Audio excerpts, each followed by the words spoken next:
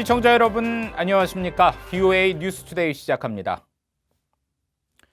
미 상원의 2020 회계연도 국방수권법안에 북한의 국제금융망 접근을 원천 봉쇄하는 대북제재 강화 내용이 전격적으로 추가됐습니다. 약 2년 전부터 추가됐던 초당적 법안인데 이 북한과 거래하는 중국 대형은행을 겨냥한 강력한 조치를 담고 있습니다. 첫 소식 이조은 기자가 준비했습니다.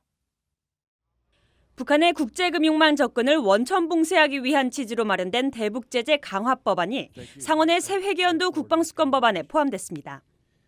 북한에 억류됐다 송환된 뒤 숨진 미국인 대학생 오토 원비어의 이름을 딴 오토 원비어 대북은행 업무 제한 법안으로 민주당의 크리스 벤 홀런 상원 의원이 상원 국방수권법안에 대한 수정안 형태로 제출했습니다.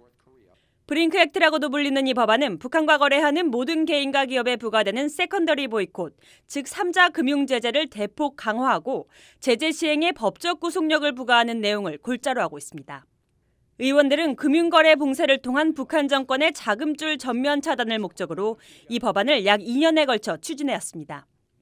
북한의 도발이 이어지던 2017년 중순 상하원에서 처음 각각 발의돼 상원 은행위와 하원 본회의를 압도적 찬성으로 통과했지만 상원 본회의 표결에 붙여지지 못해 처리가 무산됐었습니다. 벤 홀런 의원은 하노이 2차 미북 정상 합의 결렬 이후 닷새 만에 브링크 액트를 재상정했습니다. All the information suggests that we are not making a lot of progress in that direction and that there's been a lot of leakage in the economic sanctions regime. 또 대북 압박 유지만이 김정은의 핵무기 포기 가능성을 높일 것이라고 밝힌 바 있습니다. 이번 움직임은 의원들이 하노이 회담 결렬 이후부터 대북 제재 강화를 촉구해온 것과 일맥상통합니다. The announcement today that the U.S. has seized a ship that was violating our sanctions, I think, is an appropriate application of maximum pressure. We have to continue to do more, and I'd like to see additional sanctions passed by the United States Congress. 의회는 9월 말까지 국방수권 법안을 통과시켜야 하기 때문에 브링크 액트가 올해 안에 의회를 통과할 가능성은 상당히 높습니다. VOA 뉴스 이조은입니다. 시진핑 중국 국가주석이 이번 주 북한을 국빈 방문하죠. 이 중국이 한반도에 대한 영향력 유지를 위해 비핵화 협상을 진전시키려 할 것이라는 분석이 나왔습니다. 또 이를 통해 중국은 미국과의 무역 갈등 국면에서 지렛대를 얻으려 할 것이라는 분석도 있는데요. 김칸희 기자가 취재했습니다. 데니스 와일더 전 백악관 아시아 담당 선임보좌관은 시진핑 중국 국가주석이 트럼프 대통령과 만나게 되는 G20 정상회의 전 북한 방문은 전략적인 움직임이라고 분석했습니다. 비핵화 협상 교착 국면에서 중국의 역할을 보여주고 미국과의 무역 갈등도 도움을 얻으려는 전략적 효과를 노리고 있다는 설명입니다. Perhaps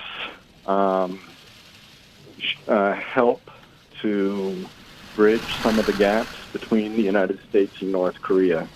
Will demonstrate to the United States and to Trump why it's important to resolve the trade issues. I think that is very much in the Chinese minds as they scheduled this visit at this moment. 와일더 전 보좌관은 이어 미국은 중국을 통해 북한의 협상 재개 의사를 전하고 중국은 비핵화 협상의 진전을 위해 북한 김정은 위원장에게 협상장으로 다시 나올 것을 압박할 것이라고 내다봤습니다. 보니 글레이저 전략국제문제연구소 아시아 담당 선임연구원은 중국은 비핵화 협상 재개를 지지하는 역할을 할 것이라고 내다봤습니다.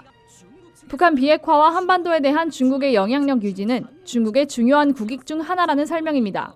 If there is no resumption of these U.S.-North Korea negotiations, there's always a risk that things slide backwards in a very negative direction. And that could include Kim Jong-un resuming long-range ballistic missile testing, nuclear testing, and then very strong reactions from the United States. 시 주석은 유엔 결의에 위반되지 않는 인도주의 지원을 하면서 북한이 미국과의 외교를 포기하지 않도록 경제적인 영향력을 꾸준히 유지할 것이라는 분석도 나옵니다. But one area where China is unfettered is in any kind of humanitarian aid response to North Korea. The risk for China, they want North Korea to be desperate enough that they don't give up diplomacy.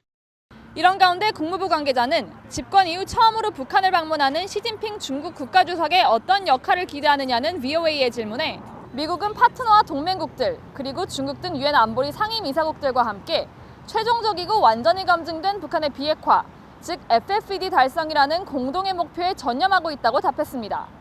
VOA 뉴스 김칸입니다. 탈북민들이 북한에 있는 가족들에게 보내는 송금 수수료가 유엔이 발표한 국제 평균보다 적어도 4배 이상 많은 것으로 파악됐습니다.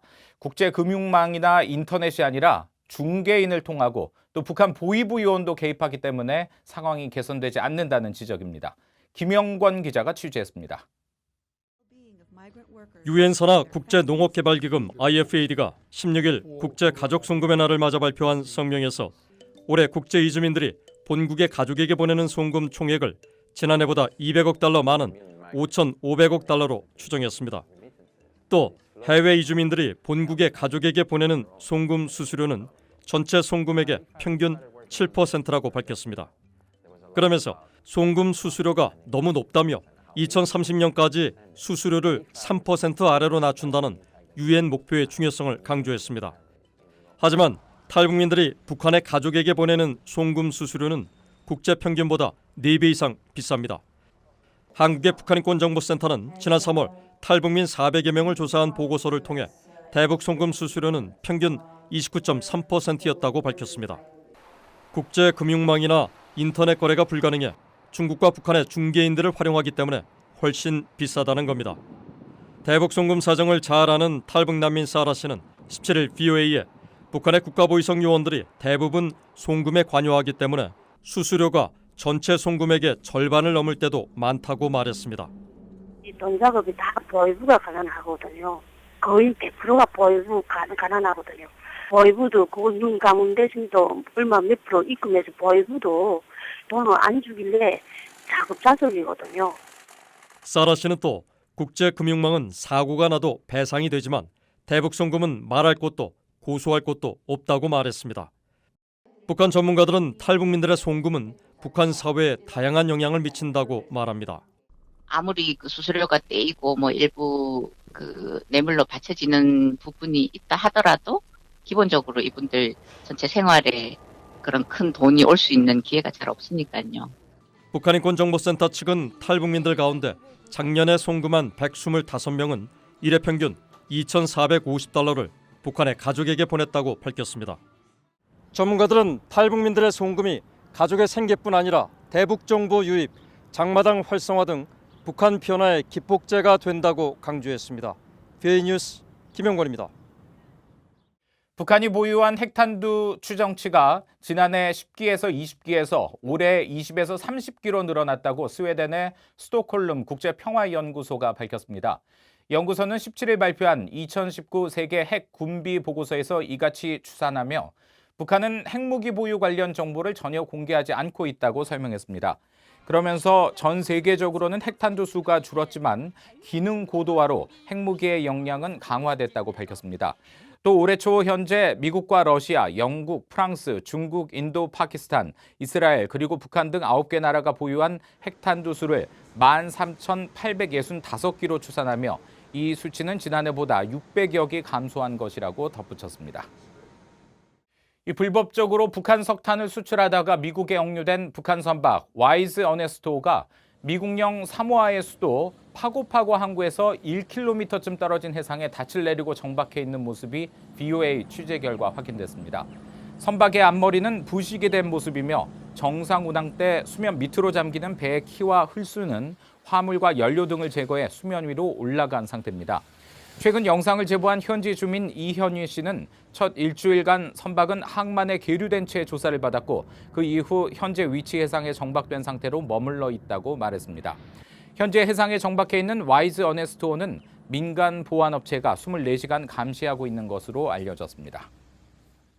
유엔의 토마스 오헤아 퀸타나 북한 인권 특별보고관이 한국을 방문해 정부 고위 당국자들과 만나 중국에 구금된 탈북자 문제에 대한 한국 정부 역할 등을 논의했습니다.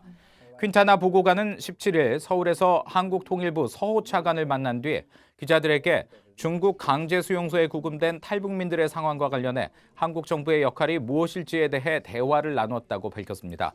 또 한국 정부가 검토 중인 대북 식량 지원과 관련해서도 대북 인도적 지원의 필요성과 방식 등에 대해서도 논의했다고 말했습니다. 퀸타나 보고관은 이어 한국 외교부 이태호 2차관과의 면담에서 북한 인권 개선을 위해 대화와 관여가 중요함을 지속해서 강조해오고 있다면서 북한이 유엔을 비롯한 국제사회와 협력을 보다 확대하도록 국제사회가 독려할 필요가 있다고 강조한 것으로 알려졌습니다. 이상으로 VOA 뉴스투데이 마칩니다. 함께해 주신 여러분 고맙습니다.